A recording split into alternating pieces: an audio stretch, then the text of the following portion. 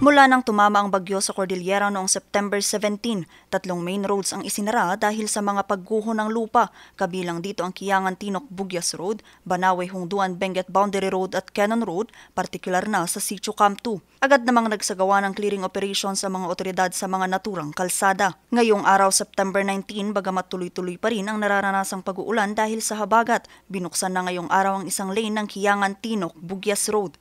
One-lane passable na rin ang Banawe-Hungduan-Benguet Boundary Road pero nananatiling sarado ang Cannon Road dahil sa peligrong dala ng pagguho mismo ng kalsada. Nananatili ring one-lane passable ang Tinok-Kiangan Road partikular sa Tuking Section at Banga Section. Maaari namang dumaan muna ang mga motorista sa alternatibong ruta ng Sitio na Duntog sa Tinok. One-lane passable din ang Lagdek-Palansa Provincial Roads sa Bukod. Samantala, patuloy pa rin namang ng pagsasagawa ng clearing operation ng mga kawani ng Tinok Municipal Police Station sa gumuhong parte ng Tuking Apapid.